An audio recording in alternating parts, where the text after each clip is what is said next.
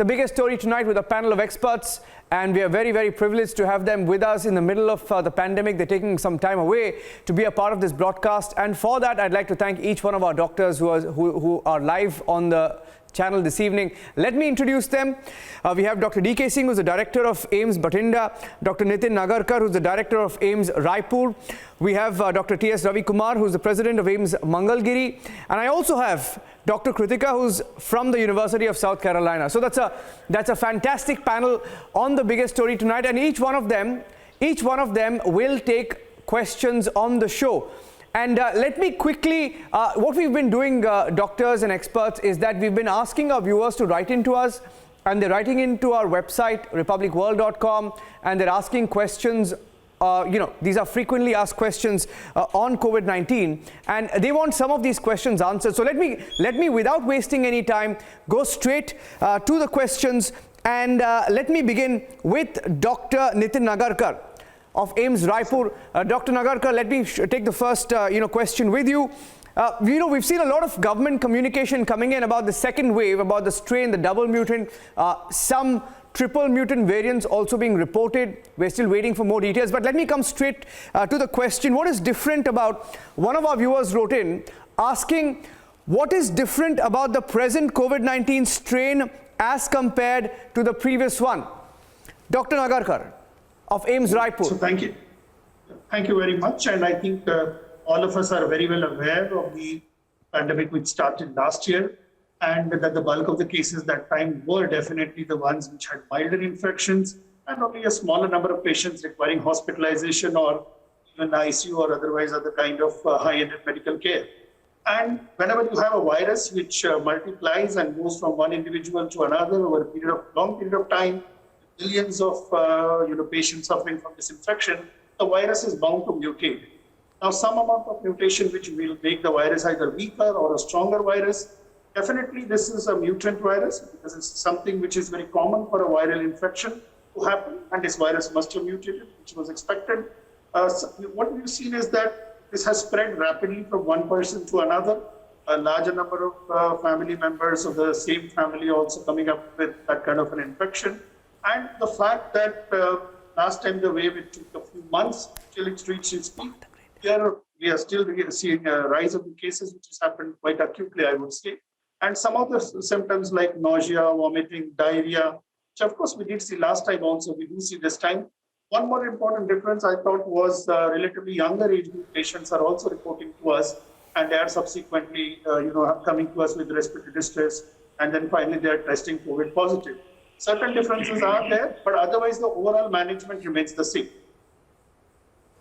Okay.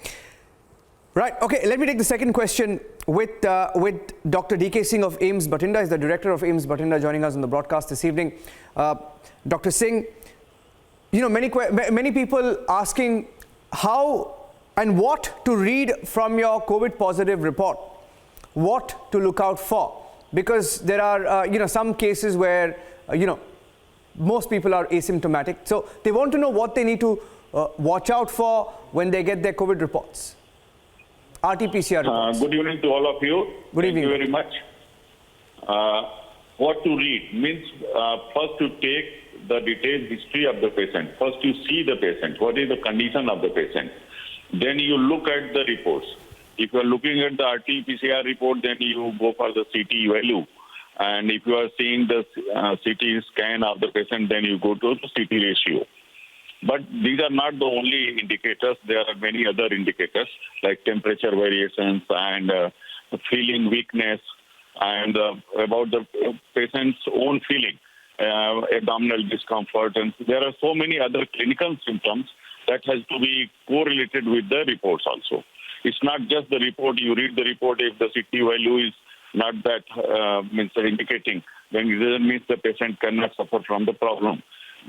See the problem first and discuss the problem first with the patient, then you read the report. Okay. Dr. T.S. Ravi Kumar, I'll take the next question with you. You're the president of AIIMS Mangalgiri. One of our viewers wrote in asking, what should we do if you are COVID positive? What do you have to monitor? Because the most important messaging that is also going out from the government, from top experts, is that you don't have to panic. Please don't panic. Please don't rush to a hospital. So in a situation like this, when most of our medical infrastructure is stretched, what do you do if you're positive, and what do you have to monitor? Yeah, I also want to thank, wishing you all have a very good evening, and thanks for the opportunity to participate in this panel. If we get a chance, what to look for, one of the most important thing I want to emphasize is this masking and aggregation. And we should probably come back to this, to one or the most effective way where we can reduce the stress on the hospitals, which you're asking me, is to prevent from getting infected. And that prevention from getting infected, now the focus is on aerosol transmission. Used to be thought it can go by touch and all this, but more and more studies are coming out showing not only the droplet, but the aerosol transmission that happens in a big way. So every citizen must use single mask or double mask. That's what I'm having this for. And if I do an informal polling from people walking by, I feel that 80% of the people are not wearing the mask or wearing them on the chin. And that is not the correct thing to do. So that is one important thing we have to do as every citizen to prevent mass spreading, super spreaders. The super spreaders could be individuals or it could be super spreading events. And those are shown to be the single important public health measure that we have to dissuade. And the second thing you mentioned about when to stay home and when to go to the hospital. As you rightly mentioned, everybody should not be rushing to the hospital. It probably will affect the crowd in the hospital, also prevent the doctors from taking care of the really sick patients. To reduce the stress on the hospital systems, if you have, first of all, you have to be COVID positive. You have to go and get tested to RT-PCR if you have COVID positive or not. Second is, if you have mild fever or only a mild cough, then you have to stay home, but then get your doctor's monitoring, either by telemedicine or by phone call. Two important things you have to do is to check your temperature and then check your lung function by two methods. One, by looking at your oxygen saturation. Not everyone may have a pulse oximeter. The oxygen saturation, you have to get it done. Either if you don't have it, you have to get an oxygen saturation. The second thing is your rate of respiration, is what we call medically tachypnea. If your rate of breathing is less than 24 per minute, then you're okay because your body is able to oxygenate. If you're not able to oxygenate and you're getting short of breath, and cough alone is not a problem, most often it's a dry cough. So, or you have a high fever. So the important things are a high fever. Second is the rate of breathing. If you're breathing very fast to cope up with the oxygen demand. Third is your oxygen saturation is falling from a normal of above 95% to coming down to 93 or lower, you get concerned. And these are the important things. If you don't have any of this, you could stay home and take your fever medication, keep in touch with your doctor. If you have a pulse oximeter, check your pulse oximeter. And then if you get higher symptoms, then you have to go to the hospital. What does it mean?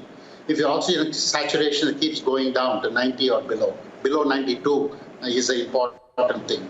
And the second is if your breathing rate escalates from 24 to 30 and above, or if you're having severe body ache is expected. There are many other symptoms which by themselves do not let you need to go to the hospital. Like if you have a lot of smell, which are all the symptoms of COVID, but it doesn't mean it's severity of the COVID. So this is in terms of what you watch. So one question coming in now, and with your permission, I'll go across to Dr. Kritika as well. Elevated levels, Dr. Kritika, this question is from a viewer asking about elevated levels across blood report after being COVID positive. What is expected? Do you want to take that question, Dr. Kritika?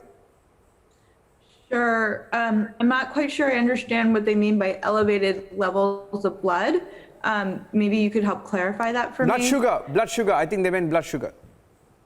Oh, elevated levels of blood sugar. Sure, we know that in people who have infections, sometimes that can cause a stress response in the body, and that stress response can cause people's blood sugar to be elevated. So that's not unusual to see. We see that quite often in people who have infection. So that can also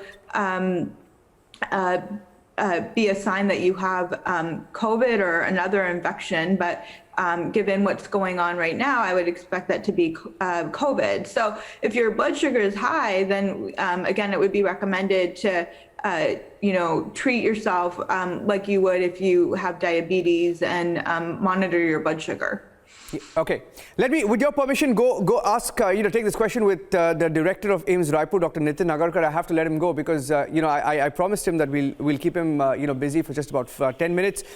Dr. Nagarkar, this question coming in, and we're seeing this, on a more frequent basis in Mumbai, where we're broadcasting from. Chest X-ray after being COVID positive, what to look out for? Chest X-ray. Chest X-ray is a formal investigation which can be done, and it definitely gives an indication regarding the lung involvement and early lung involvement. Something which is easily available and can tell you about the opacities which are developing. Of course, CT scan is a better imaging which can be done, and but X-ray is something which is easily available, and it's not to be seen just in isolation.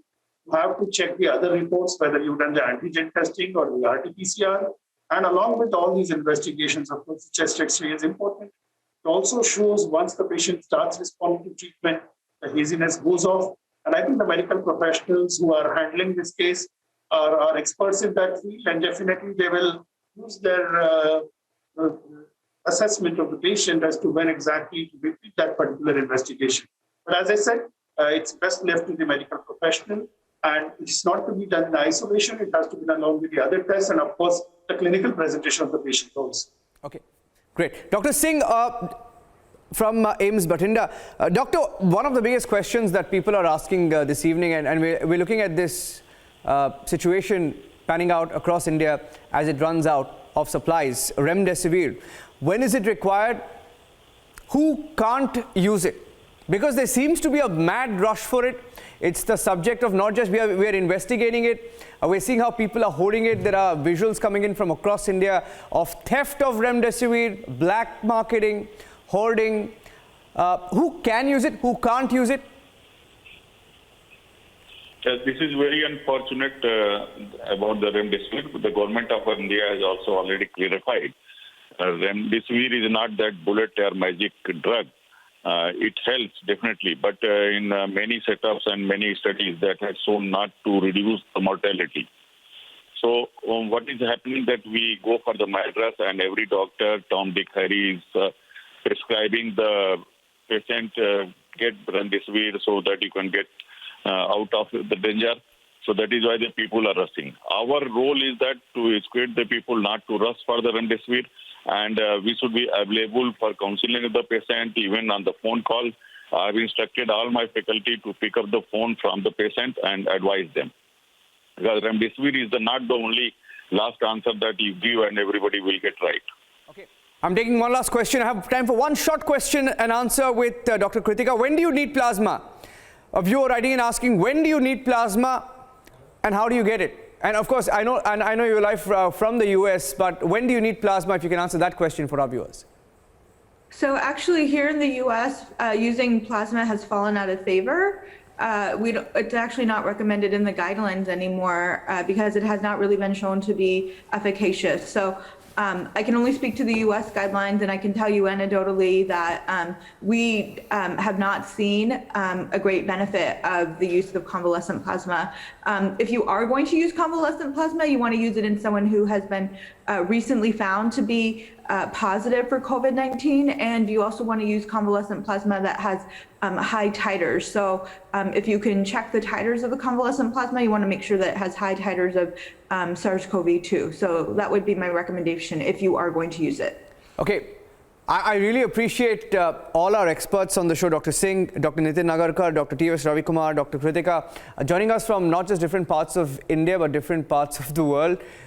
Thank you for taking your time out. Really appreciate it. We hope that, our viewers... We definitely would like you to pass that Republic Bharat should pass a message not to get in panic. Absolutely. Because panic doesn't help. Thank you, Doctor. We will do that. There's no need to panic. Stay Strong India is our campaign, and we will continue to have more of such programs, and we will continue to get our experts live on Republic TV as well. It's one of our promises that we've made to our viewers. Taking a short break. Stay tuned.